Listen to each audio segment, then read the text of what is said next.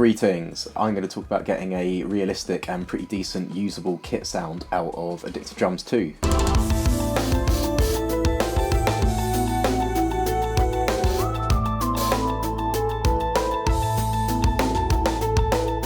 It's the sort of thing that I'll typically use as like a very quick go-to kit sound that I can use when I want to like write or demo ideas and not spend ages messing about with presets and stuff like that. So let's just jump straight into it.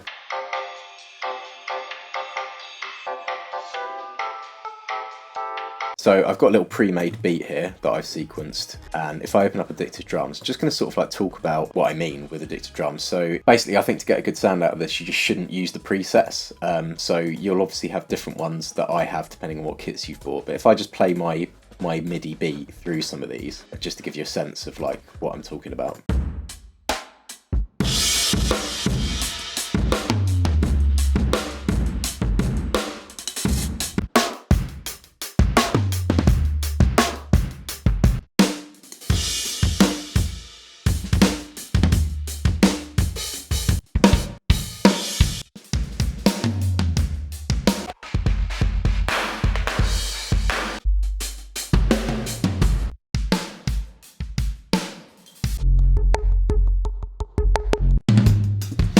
So you can probably hear that like some of them are pretty cool and interesting, and like slapping them on it might kind of like surprise you and give you some sort of like idea, or you know, it might lead you in a creative direction that you weren't expecting. But I think, to be honest, they're all pretty like crazy zany kit sounds, and even the ones that are meant to just sound like a normal kit in a room, there's always something I find like slightly off or weird about them that I can't like get rid of in the preset, or that's just annoying to work around. You know, there's quite a lot going on, so it's quite a lot to reverse engineer and sort of like figure out how to get what you want out of these sometimes. So I would say just we need to strip it back to basics basically. So if you go to initialize, and that basically takes everything off and puts us back to like a default state with the plugin, and we're going to just gradually work it. The velocity of your MIDI hits, like going into Addictive Drums, will affect the tone of each bit of the kit. So I tend to have like my kick and snares quite like loud at high velocities because they want to be like, you know, they're usually played quite hard. But anyway, if we go through now, let's just add in some of the default hits. Let's just loop this little section of it. So by default, right,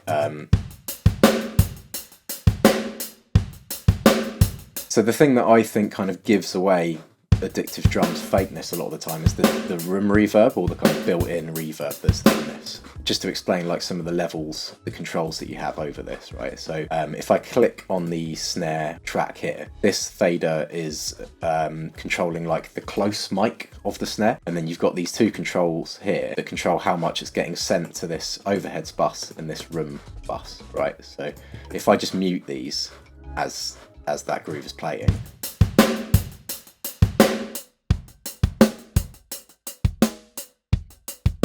so you can hear there, all you're hearing is the close mics of the snare, right? So,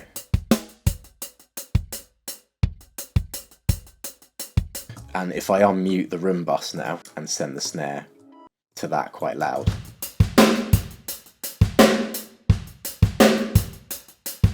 you can see even though the snare close mic is like all the way down, you're still hearing it on the room bus here. And like typically, as a starting place, I don't like to have that on. So if I just take that out and go back to the close mic sound of the snare, and I'll also do that with the kick, just so that we've got the direct mic sound from it. And I'm actually going to mute the hi-hat for now too. As you can see though, I've muted the close mic, and it's because I'm still sending it to the O's and room bus that I'm hearing it, so I'll just get rid of it for now. So that sounds kind of whack at the moment, but it will get better. So just to start with, it's going to do a bit of an EQ here, which brings out the clickiness. And then if I turn on this tape and shape and add a bit of bottom and drive, that gives the kick a little bit more thump.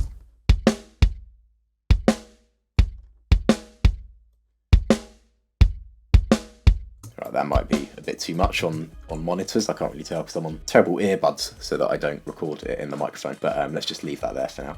Now, if we have a look at the snare.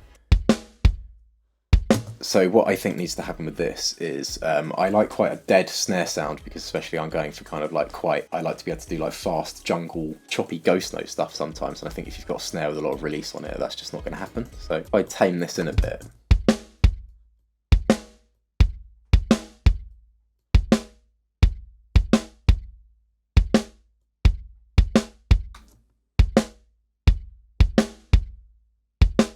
So that just tightens up the snare sound a little bit, and it's also getting rid of that kind of Addictive Drums room reverb that's on it, which I think is what makes this kind of detectable, because I think a lot of people don't turn that off, use the same default snare sound in their tracks, and then you can just, like, if you know what you're looking for, you can hear this and just be like, oh, I know that they've used Addictive Drums. So we can make it a little bit drier. So that basically what we're doing is we're just making the initial kit sounds a little bit drier, so then that gives us the freedom to kind of colour it and process things how we want, rather than having to shape our track around this crazy colourful kit sound, right? The other things you could do to that is compress that a bit. We could put some EQ on it, but I think that's okay. So let's just leave that as it is for now. And let's bring the hi-hat back in. So I think the direct hi-hat sound is a little bit harsh sometimes, and I think it's quite nice in the room mic, so we can basically send a bit of that back to the room mic and turn the close mic down.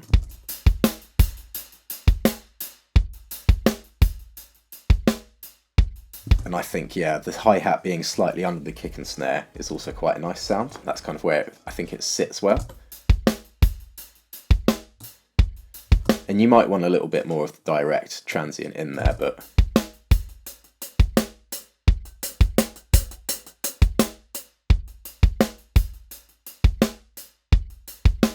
I find that's like a slightly sweeter sound when you've got more of it coming through the room mic than the actual direct mic with the hi-hat, right? Okay, so now we're going to add in the toms, and I think these are some of, if I had some of like I'm not sure what pack these are from, but I'm just going to scroll through some of the toms and talk about what I don't like about the majority of Addictive Drums toms. So, this will probably sound rubbish, but it's just so I can kind of hear what they're doing.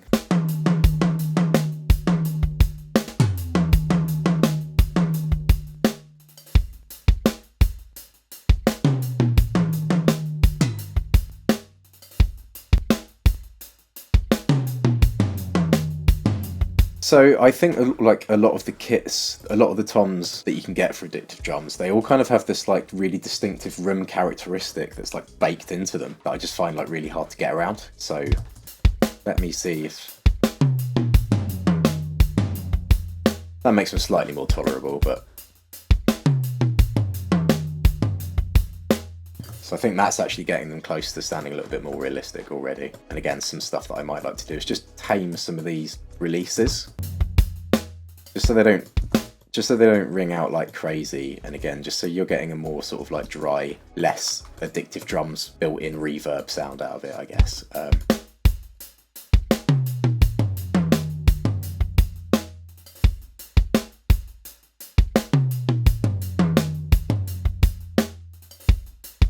But yeah, I would actually just recommend using the toms if you're going for the kind of thing, the utility that I'm using this for, which is just like a nice. If you like those tom sounds, that's fair play. But I just find them a bit like, again, they've just got too much characteristic in them, and like they just sound too. They establish like a certain vibe, and that's just kind of essentially not what I'm looking for, basically. So I like the toms from the Metal pack, which are these Ludwig classic maple toms. Probably you can hear there that just got this nice kind of smack about them, whereas that's quite like boom, boom, boom, boom, boom, boom, boom, boom, boom, boom. You know, it doesn't have that.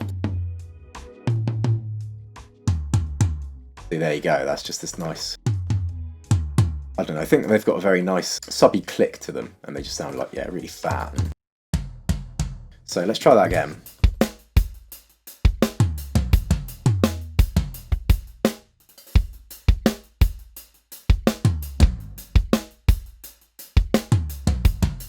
And let's add in some of our cymbals, so let's just add any old crash. And yeah, I think that that's way too loud, so let's just sit that again sort of behind the rest of the kit. That might be better. We can go ahead and just like, I'm going to add a few just kind of at random here. Put a ride in. And these toms can also come down a little bit in relation to the kick snare.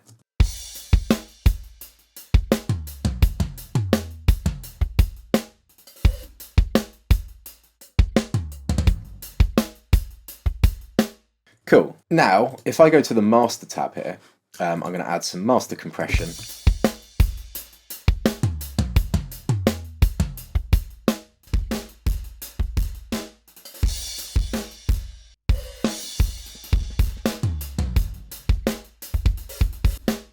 But yeah, you can kind of start shaping. Now I think that like with what I've done with the kind of the choice of sounds that I selected and just like shortening the releases makes the effects and stuff a little bit more flexible in a weird way, or just kind of like, yeah, I feel like they have a more tangible effect, and it's just a bit it's simplified the plugin essentially. A bit more fun, like kind of shaping what kind of kit sound I want out of this ultimately. And there's just a couple things that you can do on the master to process the whole thing at once and just get it slightly more like that immediate gratification thing.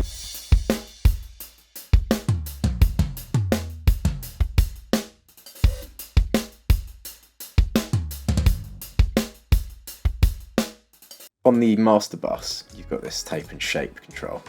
And yeah, if I just add a little bit of bottom end on that, drive it a bit.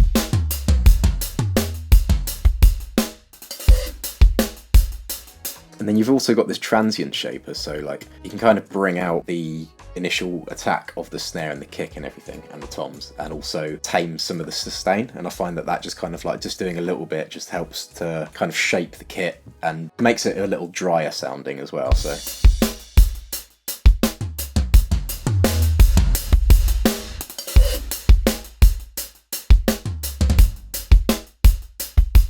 So yeah, I just feel like that gives you quite a bit of control. And then you've also got these level adjustments here, which controls the entire volume of the hi-hats, like a master volume for it, so, or like any of the kit pieces. So obviously this is just controlling the closed mic, and the other controls are just controlling how much of it is getting sent to these buses. But to adjust the whole hi-hat, for example,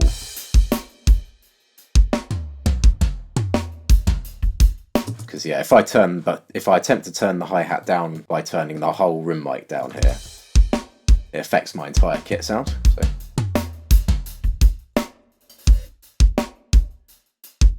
But yeah, that's kind of pretty much it, I think. I think like the things that are meant to have like a really direct upfront transient, like the kick, snare and the toms, maybe don't really need to go to the room mic as much. You can have a little bit of it. So for example, if I now send a bit of the kick to the room mic, I can kind of make it more quote unquote realistic, if you like, but...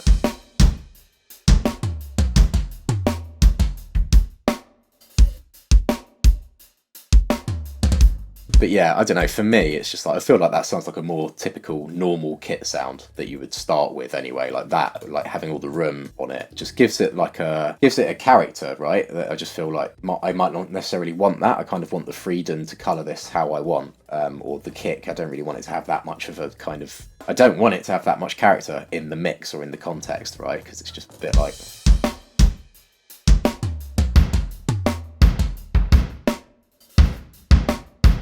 That is just like horrible. I can't think of a single context where I would want that kick sound or where I'd find that useful, so...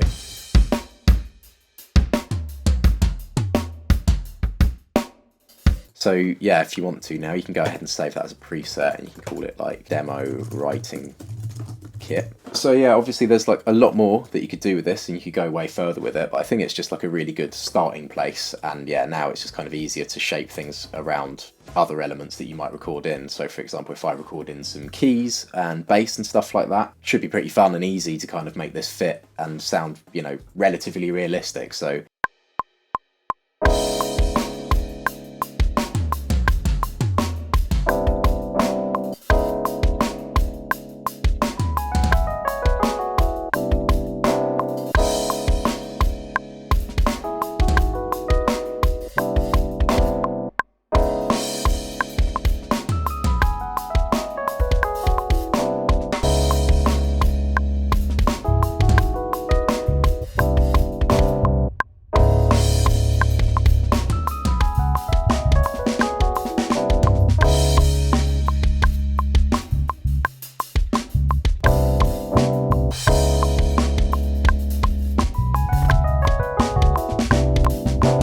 So if you're curious about how you could use this in a context of actually sort of making full tracks or, you know, fully realised music with something as simple as this, I've just released a full album on this channel of Final Fantasy covers music that I've made, for which I used Addictive Drums like this for the entire thing, for the drums portions of each song.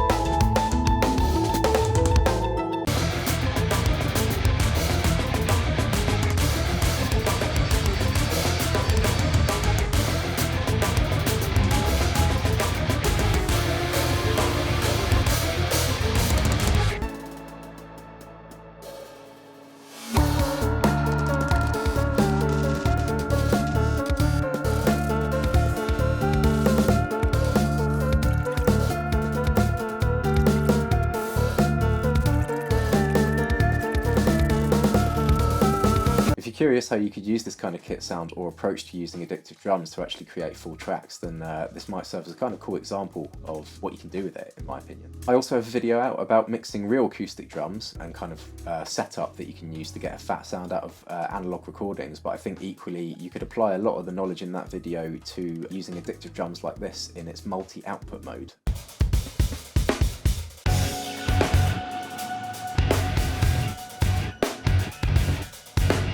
Yeah, check that out if that's of interest as well. Thanks very much for watching, and yeah, I hope this has been useful for any fellow music makers or people just looking to get a decent sound out of Addictive Drums. Laters.